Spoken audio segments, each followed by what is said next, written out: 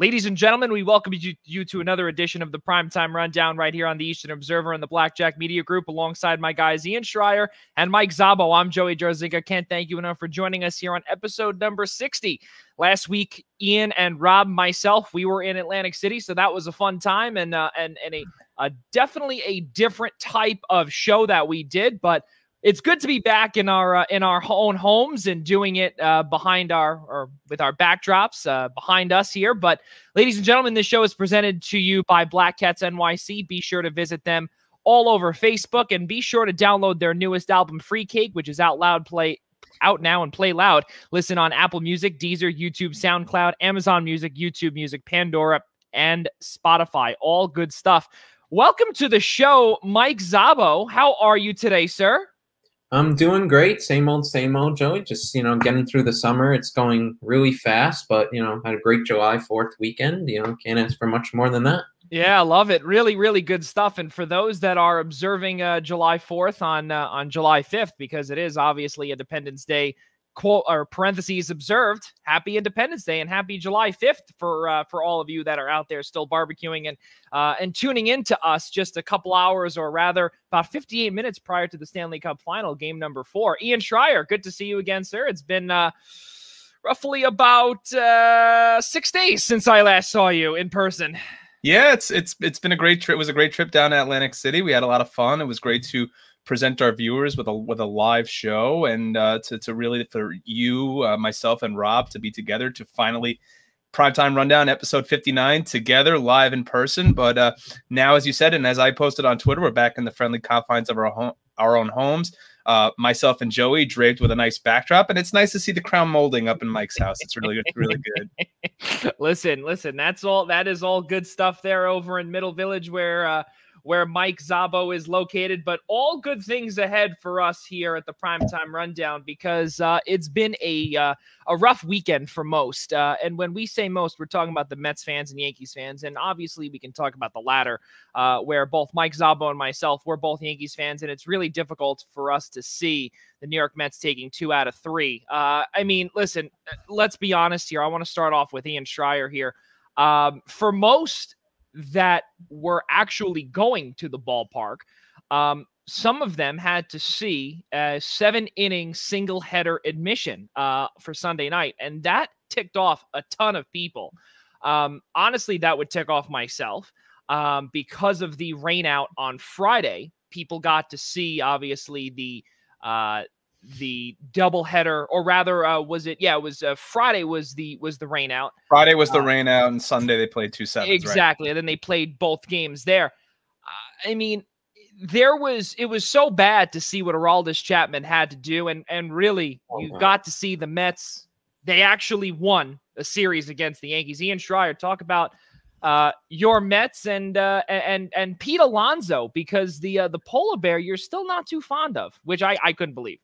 I wrote a little sign in black Sharpie here when I heard you mention Aroldis Chapman and Mike, when Mike's voice just dropped. So I was going to write "Be back in 15," maybe when Mike is done, with his rant about the Yankees. But no, I mean, look, I'm still not thrilled with Pete's play, and as much as I hope Rob DeLuca, who's not with us tonight, is watching and going to comment and tell me how wrong I am, because not only did Pete hit the game-tying home run off Aroldis Chapman in Game 1, he also hit the home run to cut the deficit to 3-2 in the second game of the doubleheader. But with respect to the point you made, Joey, about the doubleheaders being 7 innings, I'm a traditional baseball fan. So initially, when I heard that they were reducing the number of innings for doubleheaders from 9 to 7, I was actually I opposed it.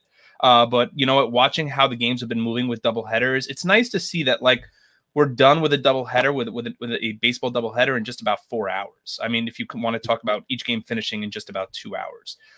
With respect to the Mets, look, Yankee Stadium has been a house of horrors for the Mets for the better part of 20 years. I mean, this team, for some reason, even though historically, if you look at recent history, with the number of times in the last few years the Mets and Yankees have split the Subway Series, meaning all 6 games, usually what happens is the Mets take 2 out of 3 at Yankee Stadium, and then when they come back to Citi Field, the Yankees usually take 2 out of 3 in Queens. Don't know why that is, but that's usually how it works. But for the Bronx, which has been such a misery for the Mets for so many years, it was great to see Taiwan Walker come out and really compete and give the Mets 5-6 great innings on Saturday. And then on Sunday, once Dom Smith hits that Yankee Stadium style home run, which only goes about 2 rows back of the in right center field, and once everything blew up at that point with respect to Stroman, not being able to find his control midway through the game, he was looking like he was cruising the first few innings. But I thought at 4-1, I was ready to turn the game off, honestly, until I saw what happened with the Yankees, and ultimately the Mets went on to win that game in convincing fashion because of the heavy offense that they supplied in the 7th inning. So yeah, I was a little surprised they came in and won 2 out of 3. I thought this was going to be the series for the Yankees to really jump on a team that right now is not plugging away at anything offensively.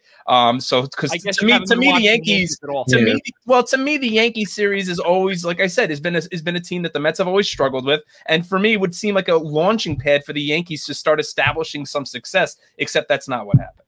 Mike Szabo, you and I are Yankees fans, and I saw a stat, and I'm sure you saw it too, that this team is on pace to go 82-80 for the first time since 1992. Right now they're sitting at 41-41. It is an absolute. It's an atrocity, truthfully. We're seeing Brian Cashman get away with a lot of this stuff that's going on here, and Ian brought up a great point yesterday off camera. Aaron Boone is only given. He's working with what he's got. That's basically what it comes down to. And Brian Cashman really is not really taking any of the heat, especially in front of the camera, maybe behind the scenes, possibly. But Aaron Boone is taking all the heat. The players right now, Aroldis Chapman does not look like himself from a few years ago. The only player that we can really talk about in, good faith really is DJ LeMahieu. And he can't, unfortunately, bat 1 through 9 and pitch as well and close and manage the team. Mike Szabo, what do you see and what grinds your gears with the New York Yankees? There's so many ways to go about this. I mean, forget about just the Mets series. We could go on forever about that silly Angels loss in that Ohtani game. I can't even go there. That was atrocious. The Jared Walsh grand slam, right? Yeah. Oh God, it's just that was the worst baseball I've ever seen in my life. In this Mets series, I mean, you're right, Joey. Boone is going to be the fall guy no matter what. I have issues with him. He's not completely blameless for how the team is playing, but you're absolutely right with Brian Cashman. I've seen a lot more hate for him and criticism for him about the job he's done. The fact is the roster is poorly constructed. And David, we've been saying it, for a while. I think Yankee fans have been saying it for the last couple of years, ever since they've been in this, World Series contention since 2017, that they need more balance in the lineup. They need more balance in the lineup, and especially after last year, it was said more loudly, I think, than any other year that this team needed a shakeup. It needed more balance, and it was not done. David Cohn said it perfect on the weekend's broadcast. I'm not sure if it was in the doubleheader games or if it was on Saturday, but he summed it up perfectly. And he said that the Mets roster, the Mets lineup is actually better constructed for Yankee Stadium than the Yankees lineup was. 100%. Yeah, I believe it was the first game of the doubleheader on Sunday that the Mets had 6 out of their 9 guys in the lineup were lefties. And why don't the Yankees have that when their short porch in right field is just 314 feet away? How do you not have more lefties in your lineup more consistently? I think the only guy really is Brett Gardner that is really there. They just sent Tyler Wade down to the minors, so he's gone. So all you have is long overdue. Yeah, long overdue with Tyler Wade. I don't know why he's only there as a pinch runner. I mean. But he's going to wind up hitting 330 in the minors and then come up and they'll think that he can hit again. But the only one is really Brett Gardner. That's a lefty that really works things out. And people say now in hindsight, was letting Didi Gregorius go being a bad move. Other guys this offseason, I've been crying out to sign Michael Brantley, and that hasn't been done. and it was revealed that the Yankees front office were talking about signing Michael Brantley or Kyle Schwarber in the offseason, but did not do so because they didn't have enough payroll flexibility. This is the New York Yankees. George Steinbrenner would be rolling in his grave about hearing those two words, payroll flexibility. I mean, just wrap your mind around the fact that the Yankees had a $260 million payroll last year, and in the middle of a World Series window when you needed to add, because you clearly didn't win a championship, you still needed more pieces, you needed to improve. In the middle of a World Series contending window, they cut payroll by 20%. I mean, how ludicrous is that? In a sport that does not have a hard salary cap, you put a hard cap on yourself.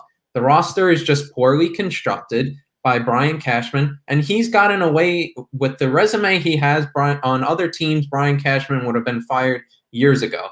But he got off because of the fact that they believed that he would be able to rebuild the team after 2013, after the core four retired. And to his credit, he did do so. He did rebuild the team quicker than more people expected in 2017. They started contending 2 years earlier than people had thought. But since then, I mean, there's been you look back in hindsight from 2017 till now, you look back in hindsight, some moves that were made or not made that have just put the Yankees in this position where they are. And it's just a complete organizational failure. So I want to bring this up here, and you said it perfectly, because back when we first started this show back in 2019, I don't remember if it was prior to that or whenever it was. I remember we brought it up on this show when it was live here on my premises.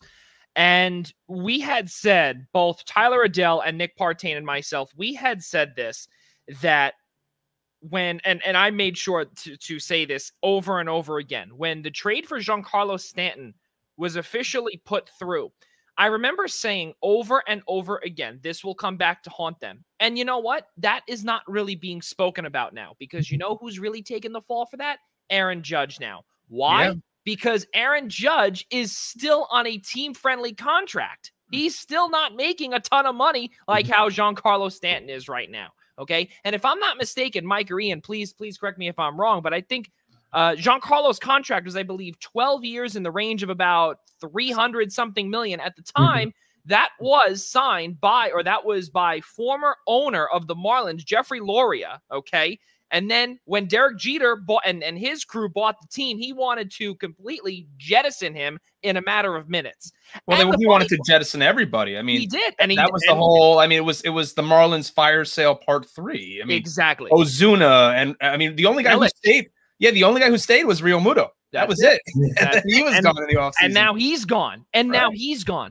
But the best part that Mike said, though, is that the 314 part at Yankee Stadium in right field, there is not a single left-handed hitter that can get there right now. None. There's not even a single left-handed batter. There's not even that, because they relied too much on this guy named Giancarlo Stanton as well as Aaron Judge, which, again, you put too much pressure on this kid. And, of course, you're going to get the New York pressure all over you. And really, also, again, Aaron Hicks is a switch hitter. Can he do it? Oh, wait, I forgot. He's injured yet again. He's out again. The way that this roster is built is an absolute disgrace, as well as something that's very ironic. According to our good friends at MLB.com and Xfinity, Michael Brantley leads Major League Baseball with a 340 batting average. Yeah. Mike Szabo, how does that make you feel hearing that? Well, just stab a knife through my heart. I mean, times I've been saying it to sign this guy. Every time I've been watching him with the Astros, he's a lefty DJ LeMahieu. Why would you not want to have that on your team? And then you bring up those stats. Look at what Kyle Schwarber's doing at the Nationals, how much he's mashing the ball. I mean, the Yankees, they act like a college team by the fact that, you know, it's like a miracle if a fly ball gets out of the stadium. This used to be the Bronx Bombers not even a year and a half ago. Well, you see, now that's the thing, though, and Ian, we're going to get to you in just a second. And my last point on this here is that this roster is built to be the Bronx Bombers. That's exactly how this roster is built, and it is home runs or nothing. And they've got DJ LeMahieu in there to carry the load when it's the nothing part. And unfortunately for DJ LeMahieu, I would honestly say, listen, if you guys don't improve or even get me some help in the lineup, I mean, listen, someone is going to be the fall guy. It's not going to be LeMahieu, but I would not be surprised. I'm telling you this right now. Mark it down here, 7:16 Eastern Daylight Time on July 5th. Aaron Judge will be the fall guy in terms of the roster, because you have to pay him next year. You're going to have to pay Gary Sanchez, who, by the way, is completely on a different track, trying to get back up and running. And also Gleyber Torres as well is due a payday. There's a lot of problems in the Bronx. Ian Schraier, final thoughts. So there's a few points here that I want to get to that both you, Joey, and Mike, you both said. I wouldn't be losing my marbles over Kyle Schwarber. I realize he set a major league record for home runs, and of course that whole streak sparked against the Mets. No, but I would be over Michael. What streak to harm for Major League Baseball doesn't start against the Mets. But I mean, this is a guy who's been relatively injured for the better part of his career. This is a guy who was hitting about 220 before he even got onto this home run kick. Now, granted, I think Yankee Stadium would be a great ballpark for him to play in, but I don't think there's any guarantees that he'd still be hitting the same way that, this month, maybe if he was in a Yankee uniform rather than a Nationals uniform. Hindsight's always 20/20. But listen, though, that's the thing, though, with what Schwarber has been doing in Nationals Park, if I'm not mistaken, down the right field line is like 342 over. Well, you know what? I mean, look, I don't. Before, as I was just saying, like, I don't know if, I mean, are you losing that much in the lineup right now by saying that Kyle Schwarber's hitting 220 when the rest of the Yankee lineup isn't hitting? Yeah, he's definitely, is he an upgrade at this current point? There's no question about it. The one guy that's shocking me that I'm surprised, and this goes back to the point, I thought that was a great point that you guys made about Didi Gregorius, is how much Gleyber Torres is struggling. That's really, really a red flag for me, because you know what? I mean, look, guys like Stanton making too much money right now just to DH. Aaron Judge, I agree with you wholeheartedly. I think is going to end up as a fall guy, but I think not enough attention is being paid to Gleyber Torres right now. He was a guy that came in, was mashing the ball, and now all of a sudden has not found his power stroke whatsoever. So yeah, that's a huge concern, considering even though Didi has spent the better part of the first half this year on the injured list, to see what he's done in Philadelphia the last 2 years, that is a huge turning point right now for the Yankees. And the biggest part too is that he's doing it for former New York Yankees manager Joe Girardi, because he also mashed the ball with him. He did. Yeah. He did phenomenally. Yeah, and he's a left-handed bat. So I'm never going to give the Sunday Night Baseball crew any credit, but something that A-Rod did actually say yesterday was, and talking about a guy who was a former Yankee, won a world championship with the Yankees, said that solo home runs don't really do anything for you anymore, right? No, what does it matter? You're up 1-0, 2-0, a couple of shots into the gap that changes the complexion of the entire game. So unfortunately, because of the ballpark the Yankees play in, B, because the family that still owns the team has the last name Steinbrenner in it, they're just forever going to be devoted to this Bronx Bombers mentality of we need to hit home runs and we need to go out and sign the players that are going to continue to hit home runs. Unfortunately, in this day and age of baseball, it just doesn't look like that's working anymore. It's definitely fair, for sure. I mean, the fact of the matter is that I love how you brought up Gleyber Torres, because what the Yankees are trying to make sure that, I don't know, maybe problem number one was letting Didi Gregorius go because of that left-handed power bat, which I can't believe I'm saying it, but if you put Didi Gregorius in the lineup today, his bat would look like a power bat. Yeah. Because of the consistency that he has been able to do. It's brutal. And because Brian Morales was supposed to be with us, he is watching us and he is giving us some comments. He was supposed to be with us tonight. Brian Morales, the director of media relations at Wagner College in the NEC. Brian, sorry guys, I couldn't make it on, but this Yankees team is shaping to be the Yankees of early 90s. History has a weird way of repeating itself. Watch, we will be sellers. See, I'm bored with that. I can't. His final Yankee thought before he starts his drive again: we stink. Full reset is a must. Last NY team to get to this point. Well, even though I wanted this to be the final point, B, I got to tell you, it's not. There's not going to be sellers. It's not. I can't get on board with that. People, there will never. The Steinbrenners. That is one thing that they will never do. Will be sellers. Not a chance. They will always be buyers, but they will be cheap buyers. And that's the problem, is that they have to now deal with the Garrett Cole contract and the Giancarlo Stanton contract that now will haunt them, because now we're beginning to see Garrett Cole, no sticky stuff, minus sticky stuff. If I'm not mistaken, in his last 4 or 5 starts, his ERA is about a 4.25. Wow. Yeah, I feel that's low hanging fruit to go after the sticky stuff, because the fact is, I've heard and I've read it that after the sticky stuff enforcement, because what the whole premise behind the sticky substances was that it was increase your spin rate and alter pitches or whatnot. With all this crackdown, Cole's spin rate on his pitches is actually not that much different than before the enforcement. So his problem, I think, is mental. It's I think whatever the substance crackdown has affected things, his command has gone down, maybe because the substances helped it, but the command's gone down, his location's gotten worse, and that's led to him giving up more runs, and especially the home run ball, he's been more prone to that. So that's the premise behind that. I don't think it's like, he's becoming Pirates Cole again. I think it's just a command issue that he has to work through. How about the fact, and you want to talk about comparisons between the Yankees of the 90s and the Yankees of now, and how the game has changed so much, and you look at the teams that have won World Series the last decade, okay, and you look at teams that have good pitching, well-rounded hitters, guys that can hit for power, guys that can also hit for average, guys that can steal bases, and then guys that play good defense.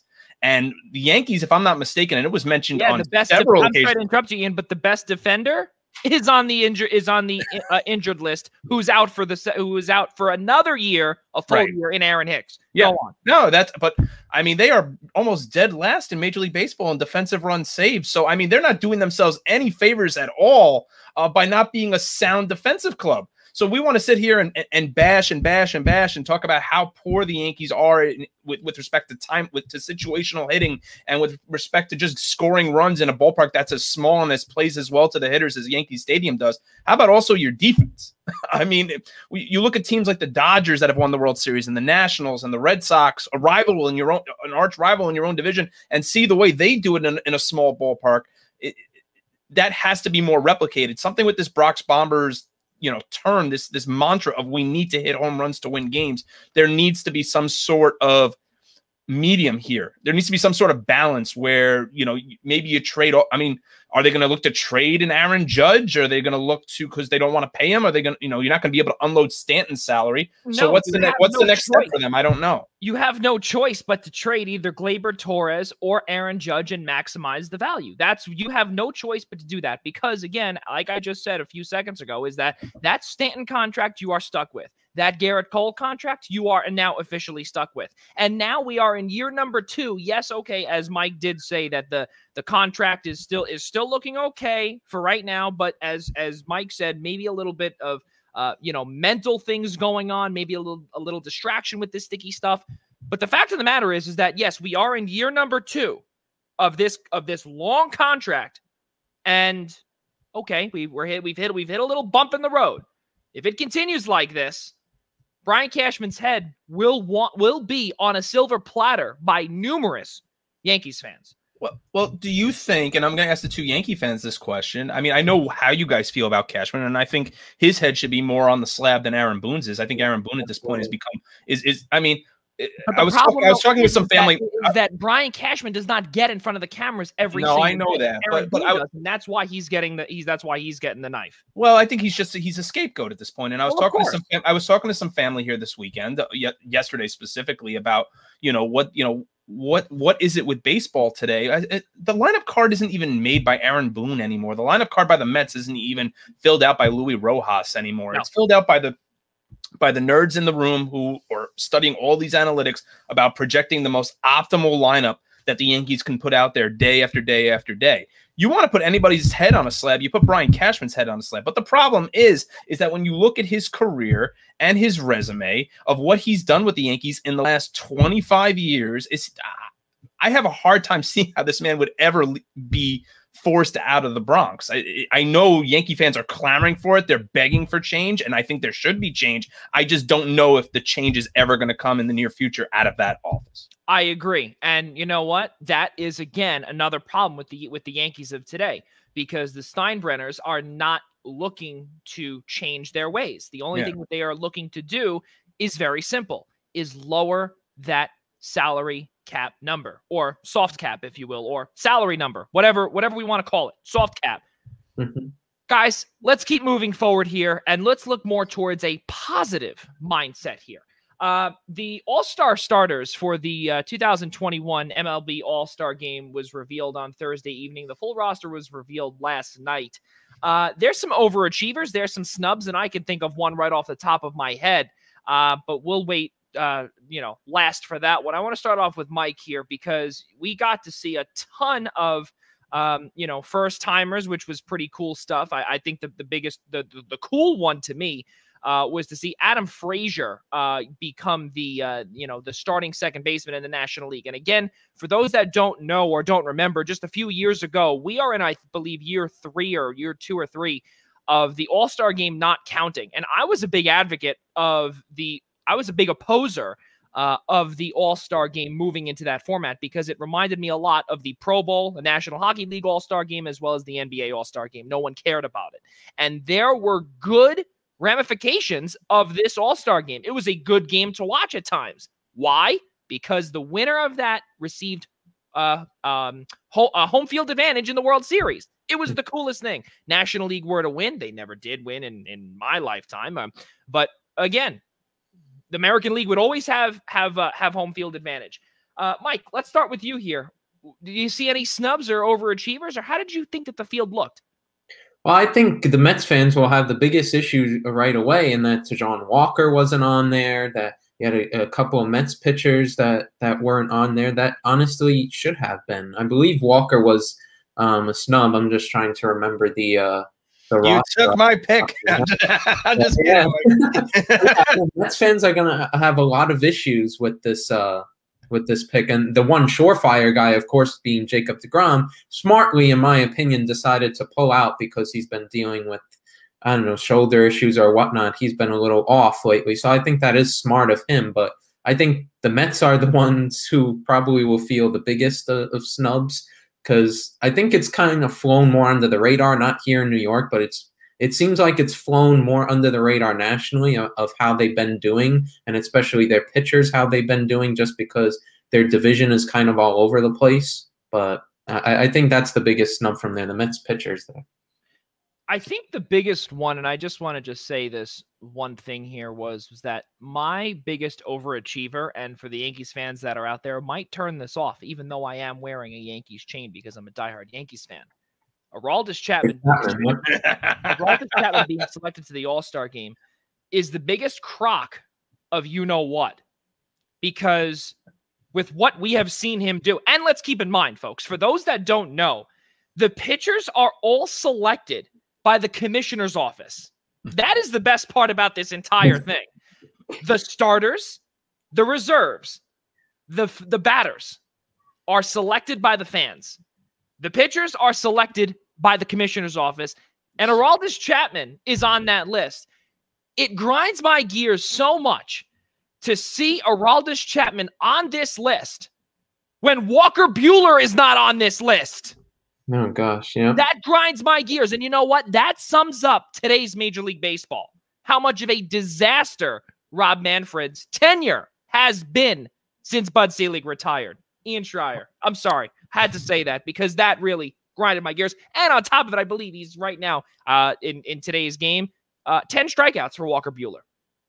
Well, to quote our good friend Rob DeLuca, he had said to us earlier today that the All-Star Game now is, and it has reverted that way back to name power. Now that the fact that the game, as you had said, Joey, no longer has meaning, it gives more of the reason for Major League Baseball to tailor the game the way they want to see it, and the star power and the names that they want to see be playing in the All-Star Game. So although Aroldis Chapman, I think it was, converted his first 11 save opportunities, and I think over his last 10 appearances, his ERA is somewhere north of 20. I saw that yesterday on the Sunday Night Baseball broadcast.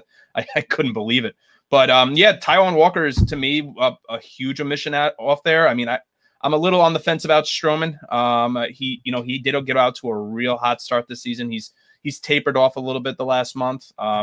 It's hard to argue against Edwin Diaz considering what Mets fans have seen from him. But this year he's been he's perfect, I think, or maybe he's blown only one save. He's been close to perfect, if not perfect, on save opportunities this year. But I completely understand why they omitted him. Another name that's a glaring omission to me right now is the fact that the Houston Astros are 20 games over 500, and Yuli Gurriel is not on the All-Star, not even an All-Star reserve at this point. Yes. You want to talk about a team that everyone was pushing all their chips in. Now that they have no more garbage cans, no more ways to cheat, this team is going to fall off a cliff. And look, the Astros are. I think that's why he was snubbed, probably. It's very possible. Again, it all comes back to politics anyway. But I mean, the guy's hitting 320 with I think it's 10 home runs and 31 RBIs. I mean, the home run and RBI numbers aren't great, but like, look, when you've got guys like Altuve and Correa and Brantley in your lineup every single day, you don't need Yuli Gurriel to be going deep every day. Right. In regards to overachievers, Joey, I think a name that stands out to me as much as I would like to see him in a Mets uniform is JT Realmuto. Unfortunately, I mean, his numbers are definitely way down from I think where the Phillies expect him to be. I think he's hitting somewhere in the 250s, 260s when he's more of a 280 to 300 type hitter. Yes. But the problem is Buster Posey's starting the All-Star game. Will Smith deserves a spot, but the problem is because Posey started in the All-Star game, they weren't going to take, or at least those that voted Posey weren't also going to vote a second catcher into the All-Star game from the same team. So that's why, in my opinion, they probably went Riomudo just based on what type of catcher is. When you think National League, he's one of the top, if not the top catcher coming, at least entering the season in the National League. To me, also, one final part in this, as much as it hurts me to say this, and Mike Szabo might, X out of this, X out of our studio if I say this, but I have to give credit where credit is due here. And the Boston Red Sox, I mean, listen, they were not projected to be where they are today. 80 wins. I mean, they were projected to be under 500 this year. Yeah. And to see Matt Barnes, Xander Bogaerts, Rafael Devers, Nathan Eovaldi. Oh, the Yankees missed that name. And JD Martinez. Listen, those five, I mean, they have, first off, the Boston Red Sox have the most in terms of, from one team, 5 players. Right below them, the Toronto Blue Jays with 4. Obviously, by looking here was that Barnes, Eovaldi, those 2 were selected by the commissioner's office. The other 3, they were voted in, and we know how Boston faithful is. The Blue Jays, all 4 of them, Bo Bichette, Vlad Guerrero Jr., Marcus Semien, and Teoscar Hernandez, all were voted in by the fans. All good stuff. And again, you want to talk about underachievers? Blue Jays. Overachievers in terms of the Red Sox, though, I think that they are in terms of the All-Star game. Do I believe that Teoscar Hernandez should be in the All-Star game? Yeah. But then again, he was also struggling like mightily in the last, I'd say, down the stretch. Last few weeks, he's been struggling mightily where they had to trade for Corey Dickerson because they kind of need to give him a little boost and a kick in the butt to try and, get hot.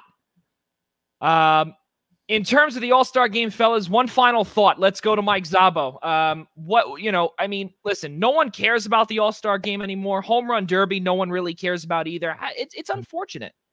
Well, the perception with the Home Run Derby over the years, especially now with the new format of the All-Star game, is that it messes up batters' swings. So yes. Especially some of the bigger guys, like when Judge won it in 2017, I think he pretty much said after that, or it was in 2018 when he pretty much said that, he wouldn't want to do it again because, he felt it messed him up, or it wasn't worth it or whatnot. And no matter what the Yankees are doing, Aaron Judge is still hitting well enough and hitting home runs well enough that in a perfect world, Major League Baseball would always want to have him at the Home Run Derby.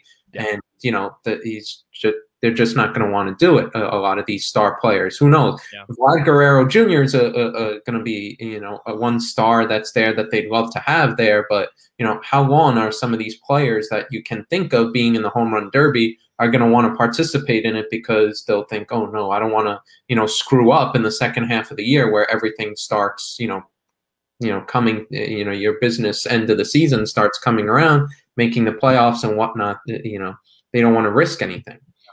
The All-Star game, I mean, it's a shame. I'm with you, Joey. I always loved the fact that there was something on the line with the All-Star game. It was different than everything else. I always had the people that told me, oh, well, then it was not fair for the other team because they didn't say whether it was home field advantage, how's that fair or whatnot. But, you know, at the same time, like, it just, what's the point of the All-Star game then? And especially what is the point of the All-Star game then if your player gets injured? I mean, it's the conversation we have with other sports, whether it's the NBA, the NHL, or whatnot. If you get injured, you know, now what is the point? At least with Major League Baseball, look, the fact is, you've got something to play for. You've got something to play for. And on top of it, and I don't mean to interrupt you, but you also have a reason for players not to opt out, like in the NBA. Like, and look at what the Pro Bowl has gotten to. The Pro Bowl, ever since it was in Aloha Stadium in Honolulu, and even then, it was an absolute disaster. Yes, they tried it when I was maybe 10 or 15 years old. And then after that, it is a legitimate joke now. Now they've got these competitions. They've got whatever. And I hate to say it, but Major League Baseball, the way that the trajectory that this organization is going, this league is going down, with no more sticky stuff, with the All-Star game being voted in, with votes and different things going on here. If they were to change anything else, maybe any, you know, different, you know, competitions or anything along those lines, then honestly, pack it up, Major League Baseball, because as we've already said, and I know I said this to Ian Schraier and Rob DeLuca last week in person when they were sitting 2 feet to my left and right, Major League Baseball is dying. There's no reason for it to continue on that downward spiral. Continue, Mike. Well, yeah, they're doing a lot of stuff that's a lot of money grabs, and they recognize that certain things are dying about the game, and they want to increase the pace of play. But then, as soon as they want to increase the pace of play, now they're doing all this substance stuff that only slows things down. So there's a lot of double standards and, you know, hypocritical stuff that's going on with them. But as much as it is dying so far, the baseball viewership this year is actually not that bad. It's the most viewership they've had in the last 25 years. So it's not completely dying yet, but there are parts of the game that a lot of people don't like. And the All-Star game is the biggest one. I mean, it's a huge money grab. People will go there. I don't really know if you're going for the game specifically. You're going for the experience, which is ultimately what MLB wants. But it just takes away from what it used to be in the old format it used to be. Because the funny thing is, like, the two teams that will make the World Series will probably, during that season, have multiple All-Stars. They're usually the teams that you'd expect to get there or whatnot, and they'll usually have multiple All-Stars. So you'd look at it in October and say, well, whoever has the home team advantage, some of those players may have been in the All-Star game and played a part in that, and that obviously can swing the World Series, who has home field advantage or whatnot. So I think that part is a shame about the All-Star game. It used to be something that got hyped up a lot. You'd always, even if you weren't a baseball fan, you would always hear about it on the evening news because it was just a different All-Star game. It was so much more competitive. Now it's just like, whatever about it. And it really is just a shame. Right. And you know what? Back in 2013, I was at that All-Star game at Citi Field. Mariano Rivera's final All-Star game. He got the standing ovation. He got Enter Sandman played in Citi Field, and I'm sure that definitely put a knife through Ian Schraier as well as no, it didn't. I was standing with everybody else. That's fair. That's fair. Mo got a standing ovation from every Met fan in that building. Yeah, because they knew he was going to be gone and we wouldn't have to deal with them anymore. That's true. That's true. That's definitely fair. But in all seriousness, no, you know, to pay lots of money to see certain things like that, especially, you know, an extravaganza weekend, you know, where you've got the Celebrity All-Star game or the Celebrity Softball game, you got the Futures game, you've got Home Run Derby, and really it was a great weekend. I'll never forget it. And you know, to go to the whole package, it was a dream come true. It was a blessing. It really was. But again, to see all of that, and that counted as well in 2013, that counted, which was great. Now it's just it's difficult to you know, pay a lot of money for me anyway to go to. But also one final thought here: Cedric Mullins, Baltimore Orioles, phenomenal player, and he's also a rookie as well. So really kudos to him on getting his All-Star nod in his rookie season. Really good stuff. And you know what? The Baltimore Orioles, need some positive reinforcement, and glad that they got that. So really good stuff there. Guys, in about 20 minutes, the Tampa Bay Lightning are looking to take that 3-0 lead and look to sweep the Montreal Canadiens. That comes your way 8 o'clock NBC. Guys, I mean, you know, you look at Game 4, which you know, you've continuously seen what Tampa Bay has done, and we don't want to say this, but it's the truth. 18 million over the salary cap. They are absolutely dominating the Montreal Canadiens from top to bottom, and unfortunately, Carey Price is really out there left to really take the brunt of it. A lot of this team is young. This team is up and coming, but something that Rob DeLuca actually brought up too, our long lost third host here, is that when the divisions go back next year, Montreal is going to be one of those teams that are way down, looking up and saying, hey, you know, we're still down here, but can they compete with the big boys? Does Tampa Bay sweep Montreal tonight? Mike Szabo, what do you think? I'd probably say no. I think they probably get one game, just because the fact that sweeps in the Stanley Cup finals don't usually happen that often. So I would bet probably, just, you know, if my money was on it, just bet Montreal to win one game, and then Tampa wraps it up in Game 5. But I wouldn't be surprised if they do it tonight. Tampa is just a much more experienced team. They're just better on all facets. And maybe Montreal, they overachieved this year. The young team is coming, but they're just not quite there yet. Ian Schraier.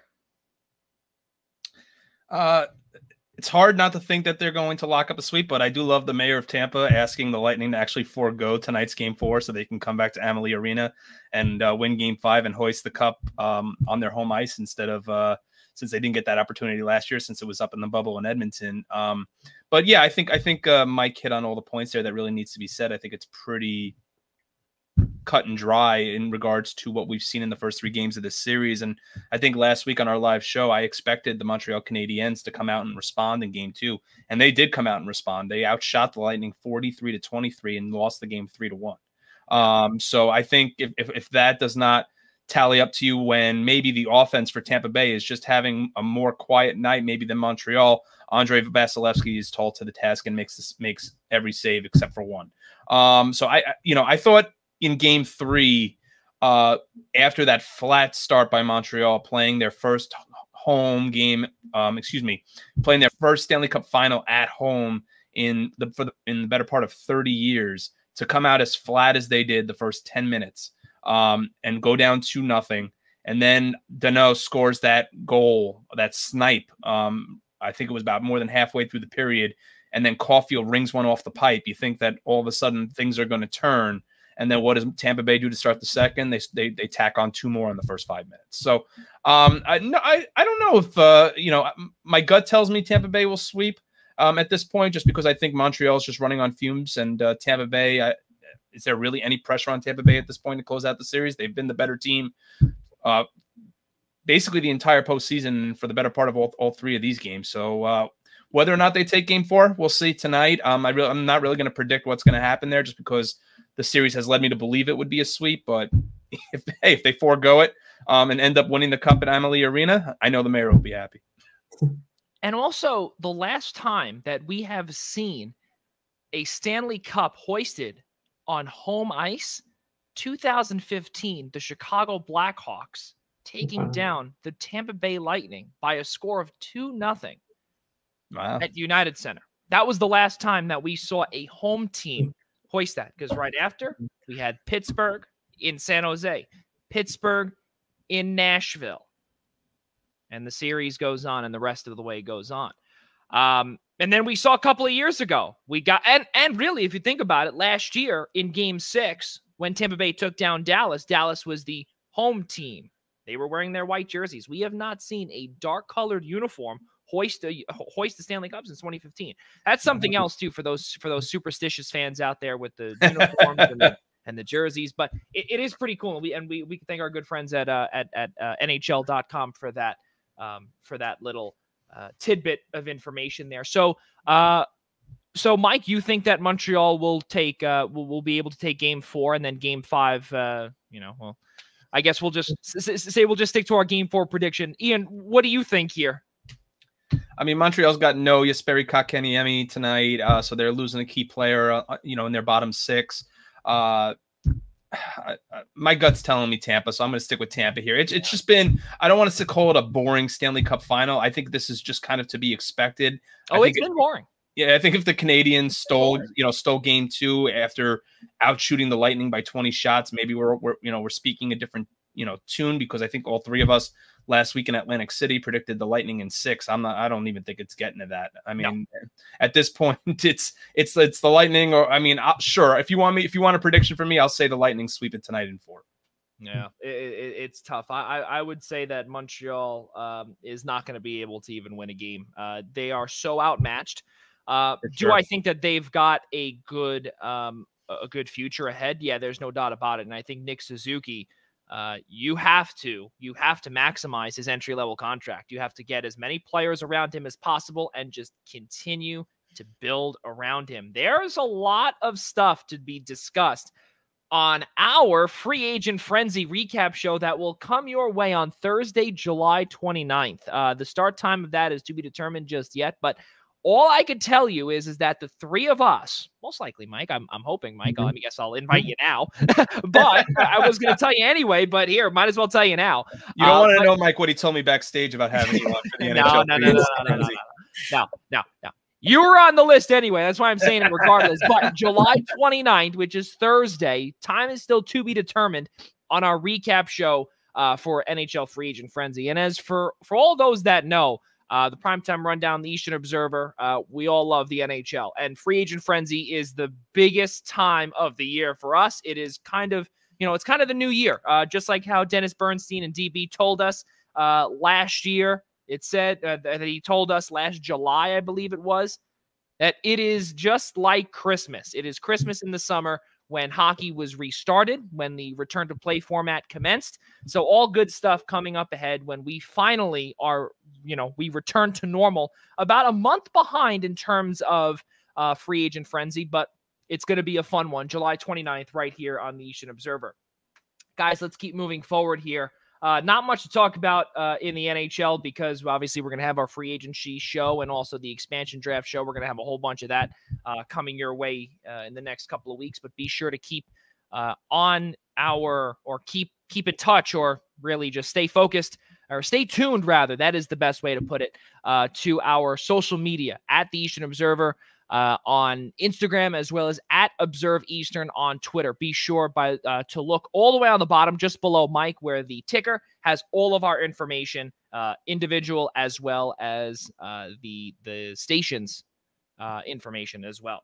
Guys, let's keep moving forward here. The NBA, some really cool stuff here. The Phoenix Suns will be taking on the Milwaukee Bucks starting on Tuesday. We don't normally talk about the NBA here, but this is a really, really good story to discuss, where Chris Paul, or otherwise known to most CP3, is heading to his first ever NBA Finals. And the cool part is that, and this is the feel-good story part, is that his head coach, and Monty Williams, was his coach when he first started in the NBA back in 2003. My goodness. That was first off, a long time ago, number one, nearly 20 years ago. And on top of it, he gets to start off his career with Monty. And who knows? We'll see if he can maybe go out on top. I don't expect that, because I think he's still got some money left in the in his contract. But the bottom line is that it's come full circle, and now he's out in the Valley. Talk about the feel good story, Ian Schraier. What do we think? Well, he does have the option to walk away, actually, at the end of this year. There's even some rumors circulating that he could be a go New York, go. Be the missing point guard, the missing piece of the puzzle for the Knicks. But I mean, you don't want to hand the Suns the NBA trophy? Sure, I'll do it. I'm kind of expecting that series to be about just as boring as the NHL Stanley Cup final is. I don't want to call the Bucks a one-trick pony, but I think that we saw what the Bucks were able to do against the Hawks once Trae Young got hurt. In my opinion, they are a one-trick pony with Giannis, and the Suns can just beat you so many different ways. And that's even just taking away CP3 and Devin Booker and DeAndre Ayton and so on and so forth. And you go down the list. The Suns are better coached. They're better. They're deeper. They're just overall a better team. And when you look at the route that they took to get to the NBA Finals and how well they did it, taking down the Clippers in the style that they did as well, there's no reason to think that this series should be. I mean, look, I'd say the ceiling for the series is 6 games. I won't say a sweep, but I would say 5 or 6 games, Phoenix. Mike, your thoughts? I second that. I say Phoenix in 5. I think they're just an extremely deep team. I think the Bucks without Giannis, whatever his injury status is, it was already going to be a tough series with Giannis, and most people are probably picking the Suns even with Giannis. But now without him, I don't think Middleton's going to have enough. Holiday, I don't think they'll be able to carry the entire load by themselves. They got a lot of good players around there. You got Pat Covington, a lot of good role players. Bobby Portis can chip in some points here and there, but without having Giannis in there, Giannis and Middleton, that duo, that partnership that on their best night can give you 35 each. It's just, I think the Suns are just completely outmatched them. They're such a deep team. Like Ian said, they can hurt you so many ways. They can play so many different ways in order to get a win. It's just destiny for them. They're going to win this championship. Going away. It's funny because not too long ago, CP3 was this guy that was like, how we talk about with the Yankees and Giancarlo Stanton. He was this guy that was like turning into a burden. 30-plus-year-old. Yeah, he's a great guy. Still can be able to play a little bit, but the contract is monstrous for anybody to take a bet on and whatnot. And nobody's, he's just destined to be this guy that like, if somebody were to take him on, it's because of a salary relief deal or whatnot. And all of a sudden he winds up with Phoenix. And I mean, he was at one point in the MVP conversation, and now he's going to his first finals. It's extraordinary. I find it amazing, honestly. And I think to me, the cool part is that for the Big East fans that watch our show as well, Mike knows exactly what I'm going to say, but Mikal Bridges is one of the starters on Phoenix. And for him to be chasing roughly about 2 to 3 years out of college at Villanova, I remember when we were, when we would be sitting down with him, we were chatting with him in the locker rooms, when he was a Wildcat. During our WSJU days at St. John's. Really cool stuff to see him now going out to chase that ring. And for that reason alone, aside from Chris Paul, obviously, the number 2 reason for me to root on the Phoenix Suns is because of Mikal Bridges, is because we were able to chat with him years ago. And it just shows, again, how these basketball players at one point were college basketball players. They were children, but they're also human beings as well. And they're really going out there and they're really going out to chase something that they have been dreaming about and working so hard to eventually get to, and to get and climb Mount Everest and eventually get there. And they are so close to getting to the peak of Mount Everest in terms of the NBA Finals. Really amazing stuff to see that. But also going back to what the Milwaukee Bucks are all about, the biggest thing to me is no Giannis. And if that doesn't happen, if his presence is not there, it's going to be a 1-2-3 game. Or rather 1 through 4. Do I think that there will be a sweep? I think Milwaukee will be able to take one in Fiserv Forum, but that's really about it. There's not much really else to discuss there in terms of the Suns or the Bucks. And we've heard this continuously also. We've heard Bucks in 6. We've also heard someone on Twitter, someone that I follow, a really cool girl that I know who works at the NBA. She was talking about how, actually I'll quote her, Jenny Fisher, really good people. And she works for the NBA. She works for the WNBA as well. And I believe she was discussing something about Brandon Jennings, how he told her Bucks in 6 or something along those lines, and that actually started trending. Her tweet started trending. where Brandon Jennings had told her Bucks in 6 at some points, and she believes that could possibly happen here now, to see her lifelong dream of having the Milwaukee Bucks hoist an NBA championship. I mean, yeah, that would be pretty cool, but I mean, again, I'm sorry, Jenny, I don't think it happens this year.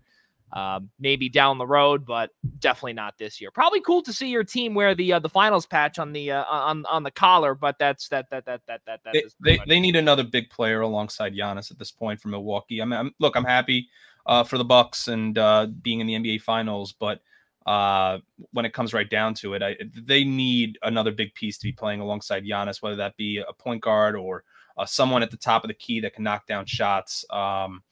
And let Giannis just stand in the post and dominate where he's used to dominating. Until that happens, I'm not so sure Milwaukee is a title winning town yet, but I think they're close. Yeah, and I just want to quote that tweet exactly. Quote, Brandon Jennings first said Bucks in 6 back in 2013 to me. Since he uttered such a phrase, the Bucks have failed to win a series in 6 games. Hasn't been done once since he said it. That is until tonight. That was when the Bucks obviously beat the Hawks, when the Milwaukee Bucks will reach the NBA Finals. So we'll see if that happens again. I don't know if that's going to happen, but we'll see. We'll definitely see what the deal is. Bobby Blackjack, Seton Hall legend Mark Bryant is an assistant coach for Phoenix. Go Suns! There you go. So you see, there are so many reasons to root for Phoenix as well, and also too, the last time that we saw Arizona or Phoenix do anything in terms of the sports world was 2009 or 10, in that range, when the Arizona Cardinals were about that close to winning a Super Bowl. But unfortunately, yes, Santonio Holmes. I was going to say, unfortunately, Santonio Holmes, New York Jets legend Santonio Holmes, was the suspect of that happening. So really crazy stuff there with.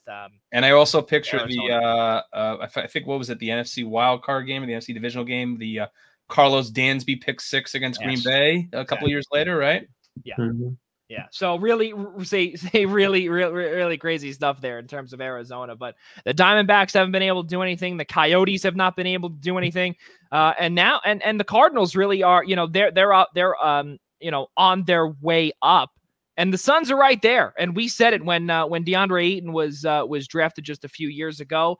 Mikal Bridges was drafted a few years ago. Devin Booker is now, again, the silent assassin. Chris Paul is there. And honestly, just like what Mike Szabo did say earlier about Chris Paul being that guy who was really a nuisance and a burden to many, to many checkbooks around the NBA, we thought, and I'll be honest with you, I thought personally that he was going to be another nuisance to someone's checkbook, where it would just be, okay, we're sending his salary over here, just pay him, let him do whatever.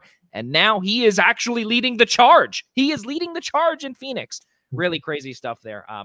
Good stuff there for the Phoenix Suns. Guys, let's keep moving forward here. We brought up about Mikal Bridges just a few moments ago in terms of the Big East. But for those that are watching that are St. John's fans, and I see Mike Szabo is smiling with a big smile here, because going into his senior season at WSJU, he is going to be able to say the name Julian Champagnie once more. Oh, wait, for those that do not know, Julian Champagnie is coming back to Queens, and he is coming back to the corner of Utopia and Union. Really crazy stuff going to be playing in his junior season. And Mike, I want to start with you. You are a Storm the Paint contributor, and you know all about this men's basketball team. Talk about what you thought of the immediate reaction when you saw that Instagram post from Julian Champagnie, because we kept seeing he was accepting workouts here, he was accepting workouts here, and things were getting awfully close to that July 7th deadline. Well, fans have been patiently waiting for it all summer. We've seen all the news about the transfer. Yeah, my nails say otherwise. And all of that stuff. We've seen a lot of transfers come in, but this is what all St. John's fans were waiting for this offseason, the decision of Julian Champagnie. And last night, honestly, I saw somebody on Twitter, some random St. John's fan, say, like, on Friday night literally say how great it would be for Julian to announce on July 4th that he's coming back, and that did wind up to come true. So I thought that was cool. But I honestly was, it was, what was it, 9 o'clock last night or something. Yeah. I was literally just, going on to Instagram, about to see all my friends, what they're doing July 4th, all the fireworks. And then all of a sudden, Run It Back comes up with Julian Champagny. And listen, honestly, I think everybody with St. John's would agree. I think most people would, if you're rational enough, would support whatever he would want to do. For sure. Whether he'd want to go to the NBA or whether he'd want to come back to St. John's. But I mean, come on, for a St. John's fan, you feel a little bit. There was a lot of delight in that. I saw that post. I immediately went nuts because I have a little bit of a different connection, and not just a fan. Write articles about them. I call them, so I have a little bit of stake in it. So I think it's really great that he'll be around. It's great for the team, of course. And we heard what some of the stuff that he talked about in terms of the feedback he got, and I'm sure that's going to help him this year. One of the big things was that he said that COVID really hurt his, may have hurt his draft stock because scouts weren't able to see him in person. There was there's certainly a lot of NBA interest, and I think maybe that was a huge difference into whether he was going or not, because I believe really the consensus, if he wasn't going to get drafted in the top 40, that he was going to come back, which is, as we found out last night, is what ultimately happened. So I think that was the conversation. I think there's a lot of NBA interest for him. A lot of he believe it was a quote in the article in ESPN that a lot of NBA teams say next year in the draft, someone like him in his position will be a priority for him. But I think it's great if he goes out and has another season that he just, had this past year. If he puts up similar numbers, I think he's a surefire first-round pick. And honestly, this team now with him back for St. John's, they're set up for probably their best year since I've been alive. In the past 20 years, they've had, a few NCAA tournament teams here and there that were a flash in the pan. You think back to 2011, 2015, maybe 2018, if you want to count that, making the first four. But they haven't, it wasn't really a consistently good team those years. They were up and down in conference play or whatnot.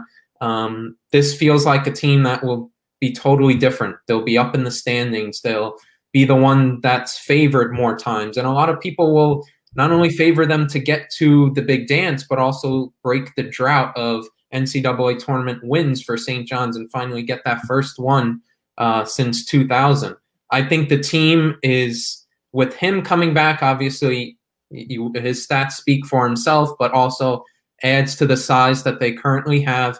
This is really the deepest team that St. John's has had since those 90s, 2000s run. And the hype is building in Queens, and rightfully so. There's going to be a lot of expectation. And I think the only reason why people will probably, when I mean people, I mean those making the preseason poll and a lot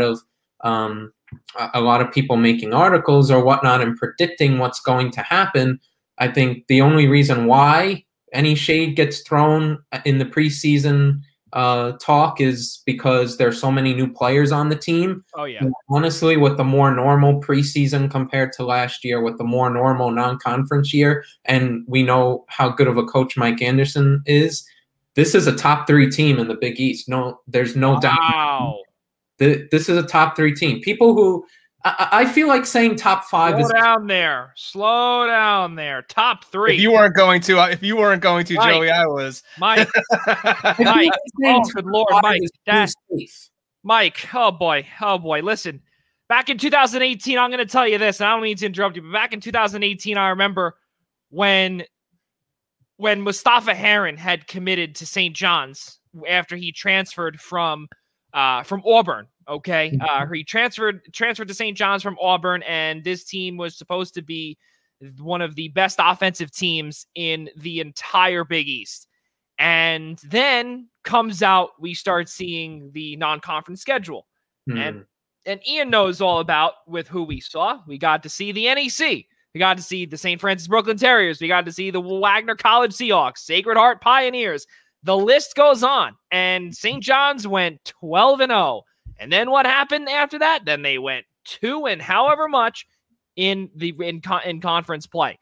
They went, if I'm not mistaken, I think it was, or not 2. I think they won maybe 4 or 5 games in conference play. And they were slowly just dropping. And they literally crawled into the first 4. Yep. It was an absolute disaster. And Shamari Pons played one of his worst games. Worst games towards the end. Yes, in the first 4. He was the only one that was able to do well. Mustafa Heron couldn't do anything. Marvin Clark was unable to do anything. And Justin Simon, you can only do so much. And that was back in 2018, of course. Now, I want to bring up Mike's point about having a brand new roster, the complete turnover, and what the NCAA has done as well. We have seen, obviously, the free agency type deal in the NCAA now, where everyone now, there is no transfer rule. Everyone is free to choose wherever they want to go. They can go into the transfer portal with no repercussions, where they do not have to sit out 1 year, and they are able to just go here to here and play. 3 players. 3. 1, 2, 3 players. Posh Alexander, Julian Champagny, Dylan Adaiwusu. Those 3 will be returning to Queens. How many newcomers do we have? 1, Aaron Wheeler. Steph Smith, 2. Omar Stanley, 3. Joel Soriano, 4. Montez Mathis, 5. Rafael Pinzon, who, mind you, is a freshman. You look at these players and you say to yourself that, yes, it is a phenomenal team. I can't call them a top 3 team yet. And it scares me because, yes, I want to smile, Mike. I want to smile and I want to say, yes, this is the year. This is the year. It hurts because you look and you say to yourself, Villanova, Xavier, UConn. And, mind you, let's not forget, Seton Hall always has our number. Yeah, it is true. If I had to pick top 3 right now, I'd go Villanova, UConn, and probably Creighton top 3. And then you have to also at this point consider the defending Big East champions.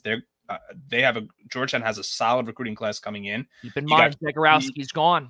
Yeah, I know, but somehow Creighton always finds a way to reload, and I think it's hard to, when you're looking at the preseason polls when the coaches are voting, it's hard to even count out Creighton as a top 5 team. To me, the biggest telling point for St. John's and I would be happy to see Mike's prediction come true as well.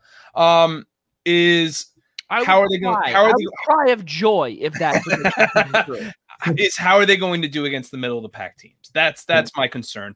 I do not expect. Can they win one at Hinkle Fieldhouse? Probably not. I think this is the team that's going to break a lot of those records in terms of the curse at Hinkle or whatnot. I'll let Ian finish before I explain why. No, that's fine, and I appreciate that, Mike. I mean, they've got to.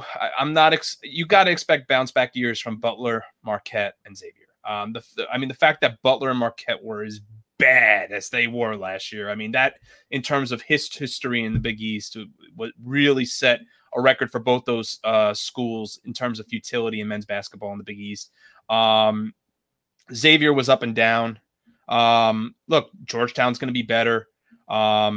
Seton Hall, I mean, Willard's got a nice class coming in. It's hard to argue what he has coming in, even with Mamu gone. It's tough with St. John's just because I have my top 3. I think they're top 5, top 6.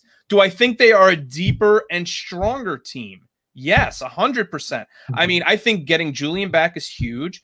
You keep that big 3 intact, and keeping big 3. 2 of them are sophomores, mind you, with Posh and Dylan, and then you add in a whole list of transfers. I mean, when you compare and you look at the Marcellus Earlingtons and the Josh Roberts and the Vince Dunns and you go down the list of the team from last year, and then You know, and then you look at guys now like Montez Mathis, who was a big name at Rutgers. You look at Tariq Coburn, who was averaging double figures at Hofstra.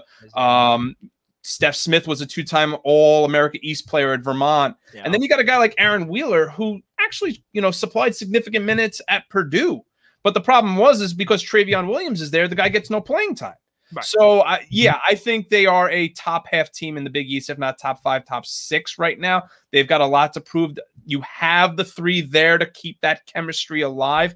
The question is, can St. John's finally, and this is going to kind of lead into your point, Mike, is can St. John's finally lift the curse of being able to just, you know, not drop that horrible game at Butler, not lose a game to DePaul? Like, can they, like, before they start contending against the Novas, who they beat last year, the Novas, the Creightons, the UConns, who just came back, can they first compete against the Marquettes, the Halls, the Butlers, and the Xaviers? That's my concern with St. John's. Yeah, and the thing is, the why I think they could be so high is the fact that, I mean, they did finish 4th last year. Yes, a lot of the teams are going to improve in the conference. Teams who weren't as good last year, as you mentioned, will probably do better. But they finished 4th last year, and the team is much better than the team. You look at the roster now as how it's constructed. It's a lot better than it was last year. I don't know if it's a stretch to say if they can hit 4 again, or if they could even do better. I think UConn, I think they got a lot of questions in terms of their offense. I think they're a very good defensive team. That's where their identity has always been and what it's going to be. I think points is going to be a little bit, at least in the beginning of the season, questions are going to be brought up of where the points are going to come from. You do have R.J. Cole there. You do expect some guys to take a jump in Adama Sanogo and whatnot. You expect those guys, some of those guys, to take a jump, but now without James Bouknight, I think you do question a little bit where the offense is coming. Seton Hall, obviously, you think will improve because, you know, up until this past year, Kevin Willard had a four-year NCAA tournament streak going. He's going to be a little hungry to get that streak back up and running. Nova is always that's not even contention. It's Nova's conference to lose. Providence, they did get their a lot of their guys back. They have why am I blanking on his name? They got Nate Watson. David Duke. David Duke is back, right? I believe David Duke is back. Nate Watson is back. He took his extra year, so I don't think that will be the problem for St. John's, but I think that will make them more of a tougher team than they may have been without Watson and Duke. Butler having Thompson, Inzi, and Golden back is huge for them. Otherwise, they might have been a team that may have been lower in the pack. So it is tougher, and the conference is probably going to get tighter next year. But you brought up 2018, Joey. This non-conference is a lot different than what that 2018 year was. It's not close to that. You and I probably will see each other there, are going to be there for that big Kansas game. Obviously, we didn't have that in 2018. Indiana, Kansas, not as strong of a matchup as it used to be. You're going to have the Gavitt games as well with Indiana. Yeah, you're going to have.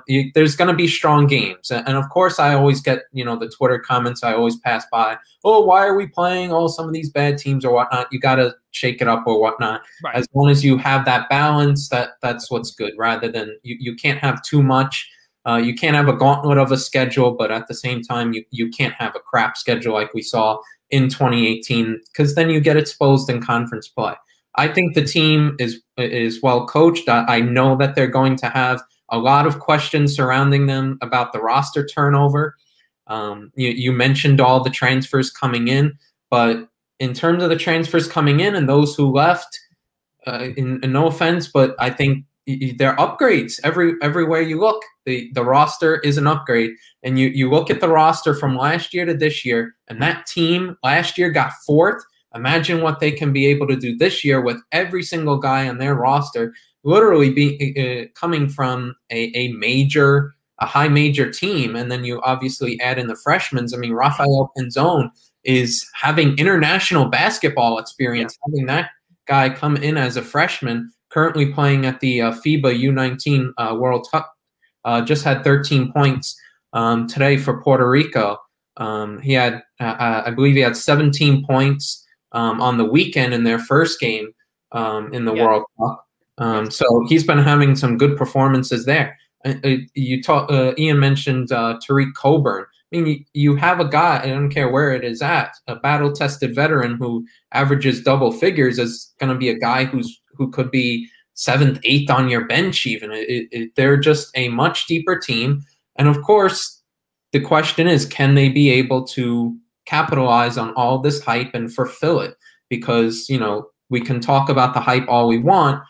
As Joey's mentioned before, we've had this sort of hype in years past, and you know, it's faltered, but I think circumstances are different. You have a different coach. You have a different team. We'll have to see what happens, but the signs are looking really good for this team. I think their non-conference schedule, obviously not enough of it is revealed yet, but most of it, as what we've seen so far, is exactly what you need in order to test you enough, but not kill you in terms of a gauntlet.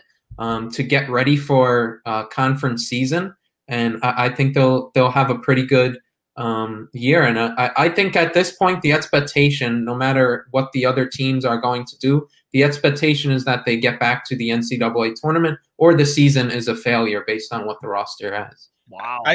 I love I love the fact Mike is drinking the juice. I love it. I love the enthusiasm. I love the fact he's going into his senior year at St. John's, and you have every reason to feel the way you feel. And I think it's and I don't think you're going too far over your head or reaching for the stars here. Oh, yeah, I don't think that at all. I think you're being quite reasonable, honestly. My issue is you said they were 4 last year. They got to 4 last year by the skin of their teeth.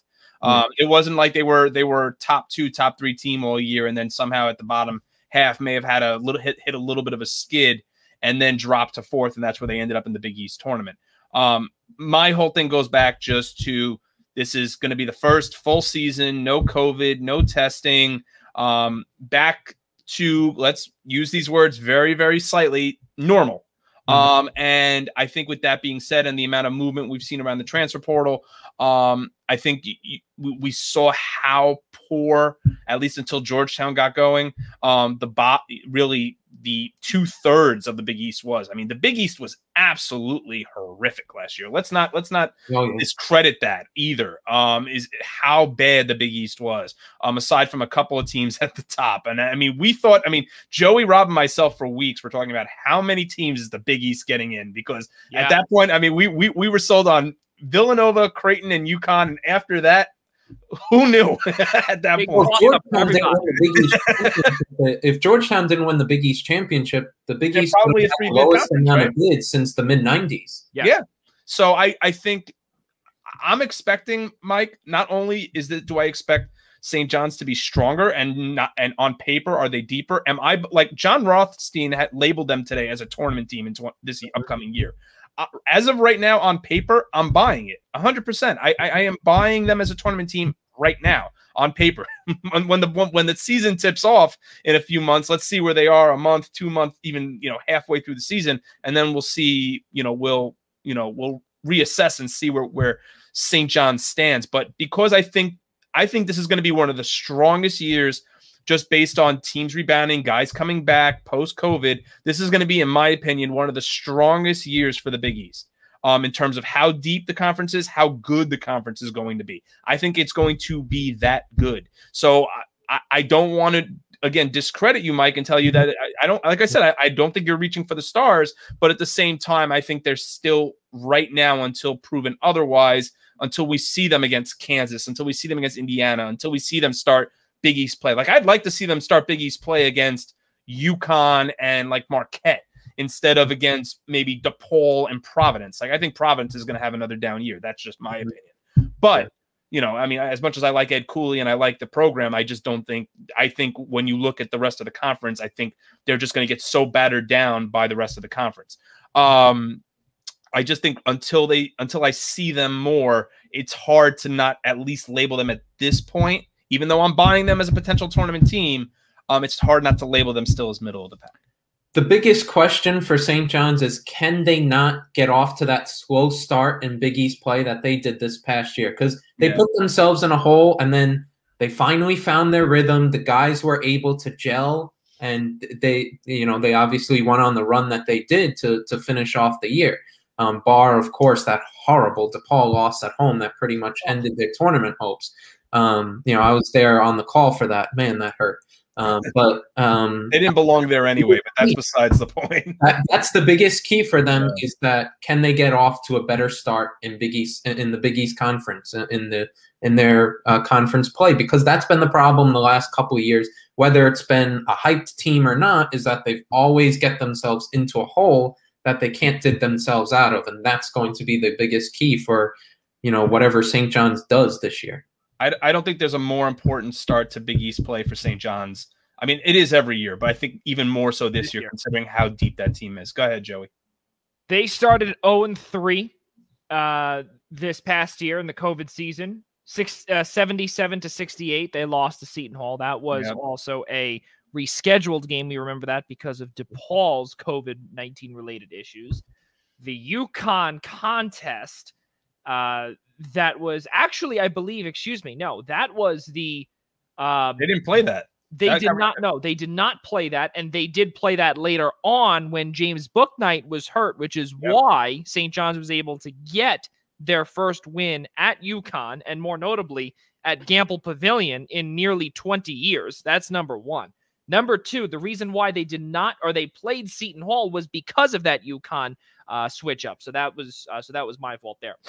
They also lost to Georgetown, which was another shakeup because of Butler on the 13th of December by a score of 97-94. And I remember, Mike, I'll never forget that contest because that was just under the basket.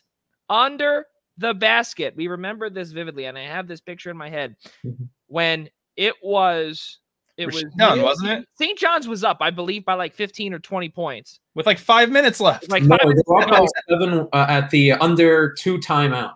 Under 2 media timeout. They're up by 7, and they blow it. But they had a chance in overtime where I believe it was Qudus Wahab. I believe was the one to score. Yes, it was that bucket underneath the bucket. Tosh was taking a free throw. Yes, the strategy was make one, intentionally miss it, get the rebound, put in the layup, and the play went to perfection. Isaiah Moore gets the ball and then gets blocked by Qudus Wahab. Right. But it shouldn't have even have gotten to that point. Right? Well, wasn't that the same game where the reason Georgetown went ahead in overtime? Was that the and I just said his name too. The Rasheem Dunn turnover, was that when he stepped on the sideline out of bounds? I can't remember if it was the same game. No, it was on the inbounds play. It was on the inbounds play, and I can't. That was the Butler one. Yeah, that was the Butler game. That was the Butler one where they lost. Hold on, I will get you the exact score by a score of 76-73. Where again they came off to a hot start, and I believe. Mike, it was at the U4 timeout. They were up by like 18 or something along those lines. They were up. They were up big in the first half, and then it all went downhill. Now you bring up that point, Mike, about how this team needs to not have these lapses like how they did last year. I'll bring up those small losses. DePaul 88-83, and I don't mean small loss like it, the score wise. I'm talking about a massive loss to a team like DePaul, who had so many COVID-related issues that they didn't even get started until Christmas. That's number one. Number two, they also lost to Seton Hall when they were ranked, if I'm not mistaken, I believe number 4 in the conference. And it was the 4-5 game that was one of the best games, or anticipated best games, in the Big East tournament in years, where it was 2 consecutive Seton Hall contests, and they thought, well, maybe, it would be a toss-up for number 3, right, for the third meeting. And then you also look back to the Marquette game. I believe that was at Carnesecca Arena. Let me just grab the score up here, where they lost 73-71, where, again, Julian Champagny was the only one able to put together something, and there was no help. I want to circle back to basically kind of end this topic here, because the biggest thing with Julian Champagny too is that I read a few articles today, and this is something else that we noticed last year too, is that Julian Champagny's defensive numbers, and we saw this too, Mike, last year, St. John's defensively took a notch downward, where Mike Anderson's teams are always defense first. and the 40 minutes of hell, okay? That is exactly what they do. Now, this is the part where I agree with Mike and Ian in terms of depth. This is the part where Julian Champagnie can really get back to form and become a formidable NBA draft pick. Why? Because he's got the experience around him. He's got the talent around him. And on top of it, too, the height is there. That is the biggest thing. Yeah. The height is finally there, where he does not, in terms of Champagnie, that is, he does not have to guard these players that are 6'11", 7 foot. He doesn't have to. He's 6'8". He's going to be playing more on the wing, and he's going to be able to take a few deep breaths and say, okay, now I can get back to playing my defensive style, as well as taking it up a notch offensively as well. You look at some of the at the starters here. The shortest guy on the team now is Posh Alexander, 6 foot. That's pretty good.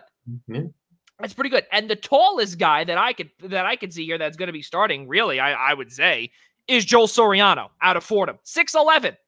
He's a junior too. And then you also have, and I can't pronounce the name, is Schraier.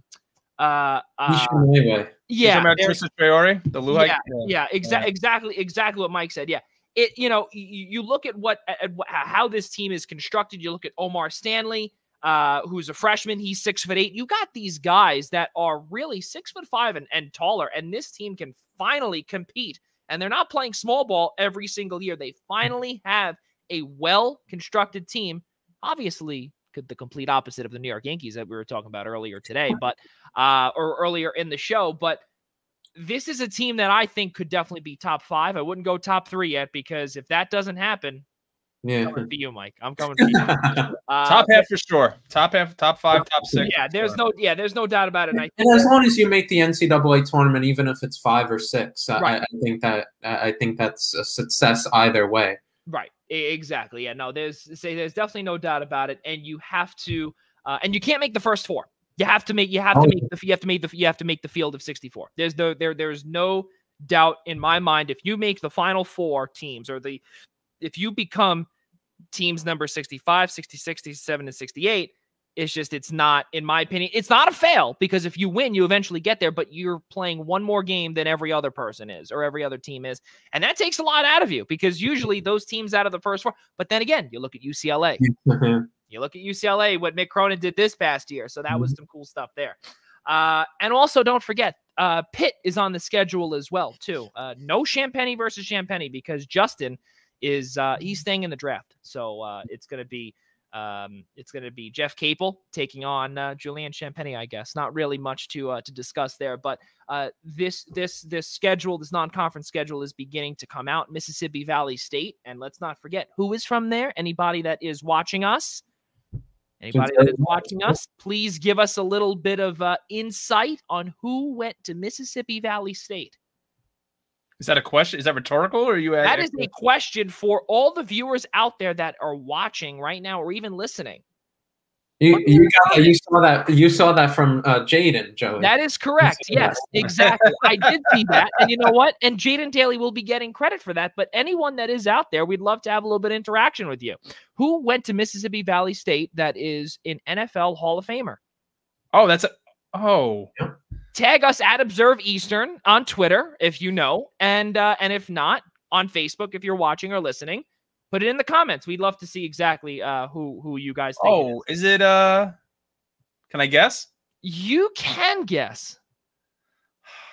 Michael Strahan? Wrong. No? Okay. Wrong. I had it before. I think I heard it from Jaden. I think you are 100% right, and that's where we're going to leave it off, and we will come back to the end, or to that question. So now you got that stuck on me, huh?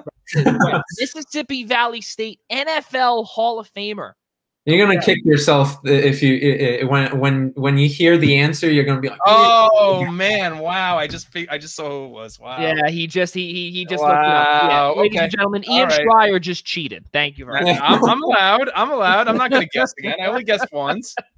It was a pretty glaring omission on my part. But. There you go. But yeah, no, that's the biggest thing with obviously Julian Champagnie returning. Also this year too, guys, I just want to bring up this one more point about St. John's too. Tariq Coburn also, he just committed from Hofstra. He was also at St. Bonaventure as well. One final thought from Mike Szabo on Tariq Coburn. What do you see with him and really how he comes in here, where Mike Anderson can conceivably send out 10 guys on a given night?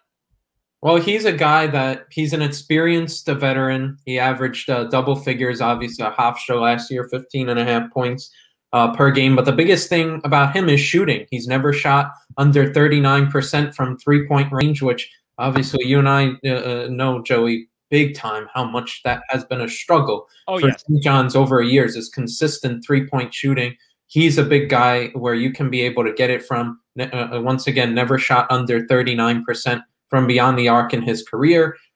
Steph Smith is also another one who shoots really well from three in his junior year. A year and a half ago, shot 42%. That's what they'll be looking for from him. But Coburn, having him in there, he's going to be a good shooter for them. A guy who at times can be able to be a ball handler. I know that's a big question going around St. John's if they should use that last scholarship spot on a true ball handler that could back up Posh, but I think they do have a couple. I think we saw in the World Cup with Pinzone.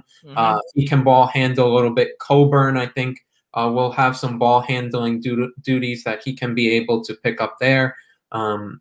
He's just a really good guy to have on the bench. And also, if you want to be an NCAA tournament team as well, another facet of it that goes underrated is being able to consistently make your free throws, especially in tough games right at the end. And Coburn is a career 82% free throw shooter. How huge is that to be able for Mike Anderson, let's say in a late game situation against Seton Hall, you're up by 2 or 3 in the final minute of the game, you can bring him in a situation where Seton Hall has to get into the foul game, and he's one of the guys that you're going to foul, and you get to put a guy who shoots 82%. He's able to draw those fouls, right? Right there. That's another asset that's not being, not talked about enough. And the fact is, he's also a really smart guy. He's coming here to St. John's for the pharmacy program. So a great guy on and off the court for the program. So I think it's a really good ad for him on that, for St. John's on that end. Yeah, there's really no doubt about it. And again, as we brought up also about sending out 10, being able to do that relatively again is really great stuff too. Guys, let's keep moving forward here. We still got a few more minutes here on our show, but a couple of sports updates here. Last night, there was a tragic passing. Columbus Blue Jackets goaltender Matis Kivlenieks tragically passed away at the age of 24 yesterday. Reports came out was because he made a tragic fall. That was not the case. Unfortunately, a firework basically hit him in the chest. That was, quote, blunt force trauma to the chest. And effectively, he succumbed to those injuries. For some of those that do light off fireworks, again, leave it to the professionals. It's very it's straightforward. Please leave it to the professionals, and that includes myself, obviously. I'll be honest with you. I do. I've had some fireworks related issues before, and we've had some dealings where a mortar falls over. You don't have it on plywood, you don't have it on flat ground, and it falls over, and then you're midway through and you have to literally run for your dear life because it is a gunshot literally that could kill you, and it did yesterday for Kivlenieks. I don't do it anymore because of things like that, and because of that one time that it did happen to me. I leave it to the professionals, and just simply, if I want to go see fireworks, I go elsewhere and see the professionals do it at a show or a park or anything along those lines. Matis Kivlenieks was 24 years old. He was trying to clear everyone out of the way, his friends. And unfortunately, he made the sacrifice and took his own, and obviously his own life was taken because of that. So 24 years old, Matis Kivlenieks. We saw some tweets about it from Max Domi. He said he's going to miss him, old friend. And, it's definitely a big loss in the National Hockey League, as well as the Columbus Blue Jackets family. where he's no longer with us here on this earth. Guys, a little more happy thoughts, and actually a little more gagging thoughts. Joey Chestnut broke his own record with 76 hot dogs taken down. Mike Zabo, I can see you gagging through the screen right now. How disgusting is that? 76 hot dogs. Well, every time I hear this stuff about the hot dog eating contest, all I can think of about how much waste is going to be in the toilet right afterwards. And so it's funny. Every time I read that, oh, Joey Chestnut, eats 76 hot dogs in 10 minutes, I'm just thinking, oh my God, how many pounds of crap is that going to be in throw in half an hour? Because, that's just insane how much you're putting into your body in a crazy short amount of time. But hats off to him. I mean, I don't know how it's just nuts how you stuff your face like that in such a short amount of time. Yesterday, I was with family having a barbecue. I had like 3 hot dogs in half an hour, and I think that's enough. 10 minutes, good Lord. Well, if you get money for it, you'll do anything. But. I will tell you this, though. First, before we got to see the hot dog eating contest, which, mind you, by the way, ESPN dropped the ball big time on that, because that world record was not seen because of ESPN's issues that ran from the truck to inside Mominade's Park, or formerly known as MCU Park at Coney Island. Where, mind you, this is year number 1 of it being inside a building or a ballpark or anything along those lines, because the corner of Surf and Stillwell is where Nathan's Famous is, the original Nathan's Famous. And obviously on Surf Avenue, they've got the wall, and that is exactly where they've been conducting these hot dog eating contests for as long as I've been alive. And to see it in a ballpark, I thought was pretty cool, number one, because it, helps the Mets organization, helps Brooklyn Cyclones, all cool things there. And really, it also gives, it gets that ballpark, some alternate use whenever the Cyclones are on the road. But not only that, though, but like I said, in terms of the record being broken and ESPN dropping the ball big time, Major League Eating is I'm sure of it, beyond not happy about this. Ian Schraier, we were texting about this yesterday during the lemonade chugging contest that took place prior to the hot dog eating contest. I was going to ask, what was the better record before you mentioned ESPN? Was it Joey's hot dog eating record, or was it the amount of time that the ESPN broadcast went out for? I can only, I turn it on every year, especially if I'm home, and I can only watch so much of Joey Chestnut scarfing down those hot dogs before my stomach starts to gurgle. I think it's disgusting. I can't. Honestly, if I'm eating lunch, I have a hard time holding my lunch watching it. It just looks like. I mean, I don't understand how this man is not going to spend the next 30 years. In 30 years, is not going to have serious indigestion problems. Like I just don't get it. But look, according to you, listen, you're the first person to tell me yesterday, Joey, that Major League Eating is a real thing. I thought ESPN just kind of made it up.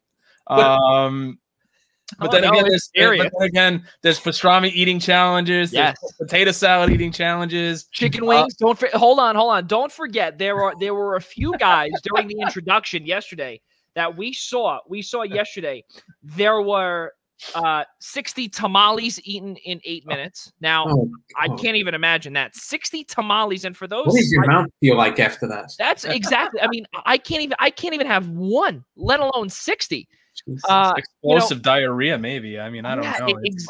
Exactly. And then to see lemonade chugging contest that happened prior, and then you even had the women's contest that happened prior.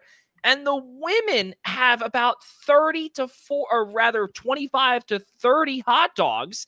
It was not a world record, but I forgot her name, Michelle. She set the record too, though, didn't she? She set the record for the women. Yeah, for the women as well. So you've got the tamales, you've got the pastrami, you've got the corned beef sandwiches, and keep in mind too, folks, for those that are out there watching, the hot dogs have to go down with the buns as well. the bun. And what is it? Minimum. And I saw this on the rules. What is it? Minimum 3 dunks into the water. There's a minimum number of dunks you're allowed into the water. Okay, that's right. That's right. And you know, I guess it's so that the starch doesn't like the carbs don't dissipate in the water. But whatever. The biggest thing to me also about this contest is that a late friend of mine, Liam McAvoy, may he rest in peace. He was the one that got me onto this many years ago when we were like in 2nd and 3rd grade. And I remember watching Takuro Kobayashi, for those Major League Reading fans out there. And Takuro Kobayashi was disqualified many years later because of a finding that there was some secret passageway in his stomach where they eventually found out that I don't know if this was confirmed, but I remember it was rumors that really were carried along for a while, that he had a second stomach, and he kind of had a little bit of an advantage where he was able to out eat everybody because that stomach went into the second stomach where he's able to fill everything in there. But then obviously Joey Chestnut was able to be Jaws, if you will. That is his nickname. And just out eat everybody. And he broke his own world record yesterday with 76 hot dogs. That is an Independence Day special on ESPN every single year. But kudos to Joey Chestnut. And really, I wonder if these guys wear Depends, Joey. Like, do you think these guys go up there, they wear Depends? I'm going to venture to say that they do not. But what I will say, though, is that they drink a disgusting amount of Pepto-Bismol after they are done. That I can tell you that right now. There's no doubt about it. And I think that Pepto-Bismol should be, and you know what? I don't think it was a sponsor for them. I think it used to be. I don't think it is anymore. I just love the fact that DraftKings, one or the other. Not that I ever take any betting interest whatsoever, but the fact that DraftKings was a sponsor of the hot dog eating challenge, yet there were no proposition bets on the hot dog eating challenge through DraftKings. It's crazy. It's honestly crazy stuff. But again, we bring up crazy.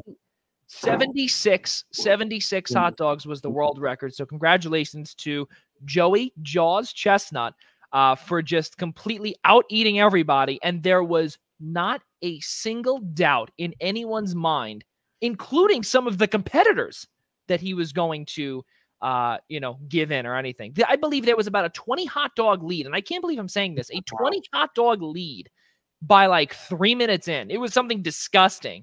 And he would dunk it into the Nathan's Famous lemonade. Disgusting stuff. But that is the tradition on July 4th, every day or every year at 12 noon Eastern time on the corner of Surf and Stillwell at the original Nathan's Famous.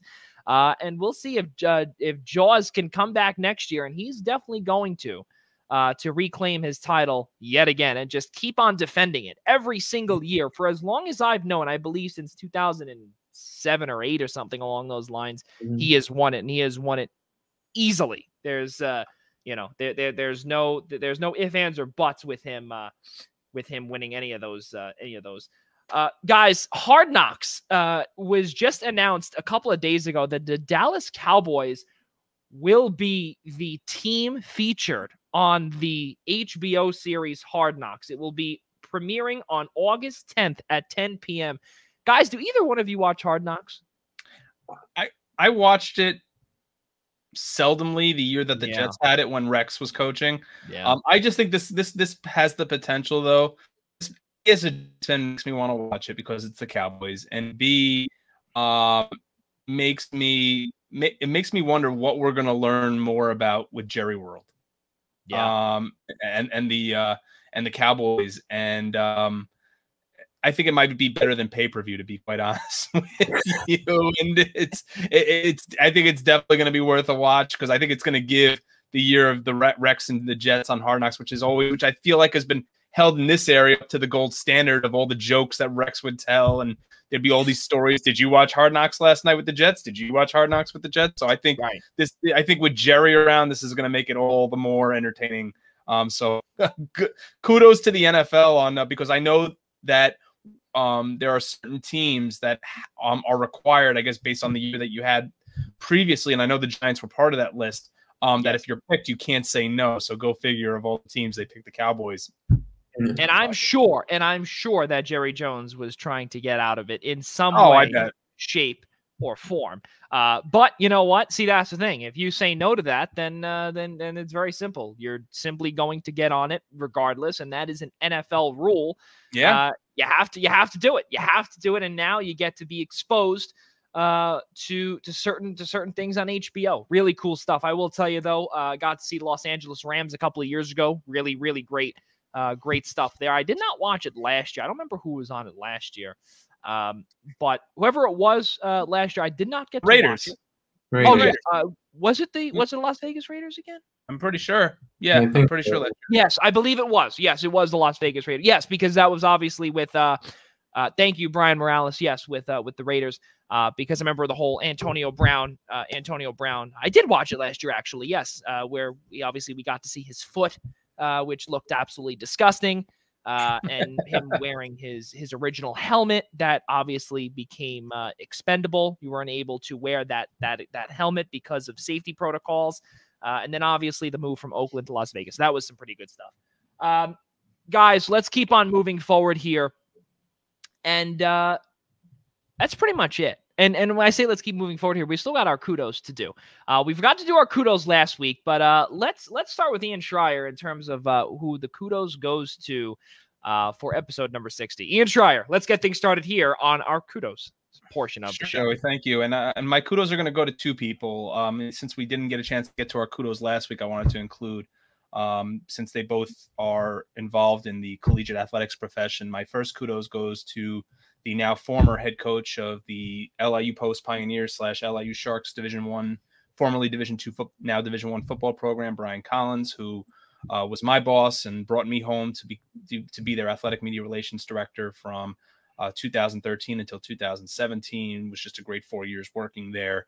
And I've known Brian since my days as a student at Post, and he was named head coach there in 1998. He's the school's all-time winningest coach, the program's all-time winningest coach, and just leaving a lasting legacy behind for that university in his time as athletic director for that program and leading young men between the ages of 18 to 21 on the gridiron. And just want to congratulate Brian on a phenomenal career at LIU, and hope there is more and more to come to see of Coach Collins. And then my second kudos goes to now the former Associate AD and Sports Information Director at the College of Staten Island, Dave Pizzuto, who will be taking on a role now working in university communications. David's been at CSI. I mean, he believe in his career, he spent 98% of his career working at the College of Staten Island. I believe he spent a couple of years somewhere sandwiched in between early on at Division II Georgian Court down in Lakewood, New Jersey. So just want to wish Dave all the best and congratulations on a phenomenal sports information career, and just, again, happy trails, but also hope to see him back in the sports information profession soon. I'm going to go with this. My kudos goes to the legendary Marv Albert. Marv Albert finished his 55-year broadcasting career a couple of nights ago. Bucks Hawks was his last broadcast. And to see Marv, what he has been doing, if you don't watch the NBA, or if you do watch the NBA casually, you know who Marv Albert is. And for those that are older and know about the Chicago Bulls and the New York Knicks NBA Finals when O.J. Simpson was going through his whole escapades, and we remember the voices in that NBA game, in between the special reports, in between all of that. And we got to see it on The Last Dance obviously for the younger fan or the younger generation in myself. You got to hear Marv, and you got to hear, and really that is an iconic moment, because obviously not in world history, but also in sports history, because during all of this, that really was a big scandal at the time, a murder mystery or anything along those lines. You got to hear in between, obviously, with Michael Jordan going for, in 1994, going for another world championship. To hear Marv call those games, it was really amazing. And even that too, to hear him do it now in his early 80s is really amazing. And obviously now his son Kenny is doing a phenomenal job on NBC with the Stanley Cup final, being able to call his first finals, obviously in place of Doc Emmerich. But going back to Marv, though, really, really amazing stuff. And Brian Morales remembers this as well. Marv Albert on NBC for Knicks Bulls, iconic. Starks for 3. Yes. Yeah. And you see, you heard it. Those moments, and exactly where you were. And that voice too. That voice will forever live on. So it Marv was Albert, June 17th, 1994 was the infamous, and I believe, Joey, and I'm not trying to correct you, but I'm just thinking back to my childhood here, because I was 9 years old on June 17th, 1994, and that was in 1994. Michael Jordan was retired already, or his first retirement. Oh, yeah, you're right. So that was actually retirement. Yes, that was his first retirement. Yes, the series you were thinking of was actually the series you were actually thinking of was Knicks Rockets, was the NBA Finals. June 17th, 1994. And then the series that preceded it was Knicks Pacers, but for the Eastern Conference Final with Reggie and all of his taunting and so on and so forth, and why I will forever respect but hate Reggie Miller till the day I die.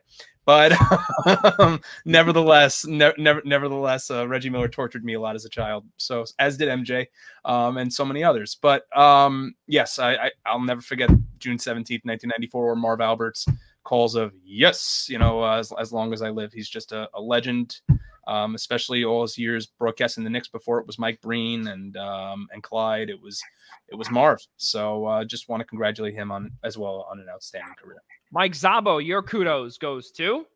My kudos are going to bring it back a little bit to what you and I, Ian, talked about it 2 weeks ago with the European Championships. And once again, going to shout out Denmark, who, of course, we heard a couple of years ago, it was a shocking moment for the sports world when we had the circumstances surrounding Christian Eriksen and his collapse on the field and, his struggles. And gladly now that he's out of the hospital, glad to see that that's the case, that he's up and about and doing well. But going from a scary moment there to start off the tournament and now going all the way to the semifinals, the farthest they have been since they won the competition in 1992. Little Denmark, who would have known? It's just an absolutely incredible story. And if they're able to, God forbid, if they were able to make it to a final and do the spectacular, I don't think they will. I think England will be strong and beat them. England's stronger and will beat them there. But either way, it's just an incredible story. The run that they have made on the backs and the inspiration of, doing it,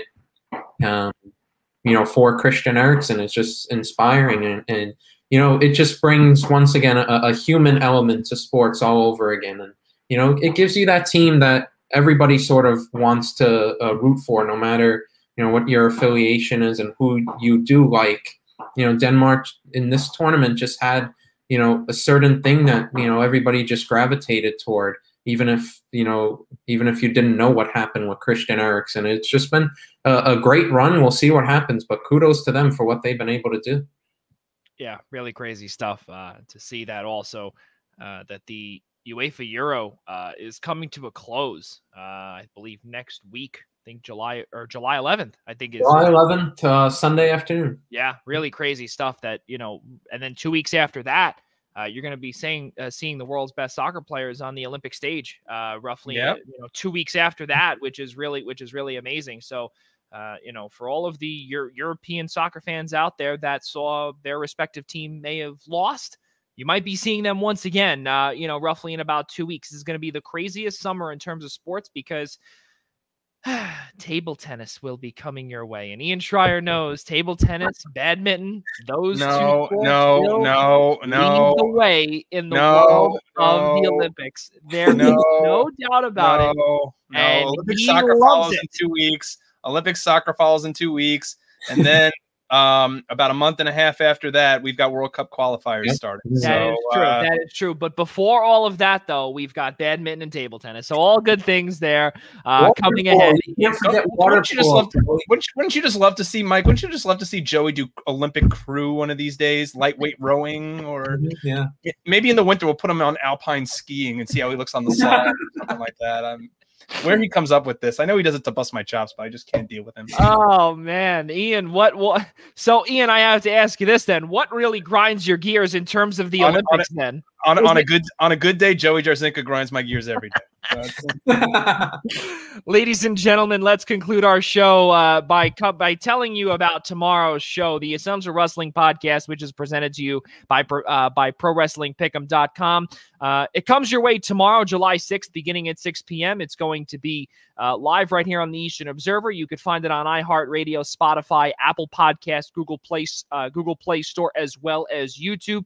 Be sure to tune in tomorrow to see Al Carl, Ryan Joy, John DeConnie, John Smith, as well as Gary Mehefe take you through all things wrestling. Be sure to subscribe to our show, The Primetime Rundown, on the following platforms: iHeartRadio, Spotify, Apple Podcasts, as well as the Google Play Store. Also by searching on YouTube at the I-95 Sports and Entertainment Network. Also, let's not forget, ladies and gentlemen, our show is presented to you by Black Cats NYC. Be sure to download their newest album, Free Cake, which is out now, Play Loud. And also their newest hit single, Dirty Little Hipster, is out on the following platforms as well.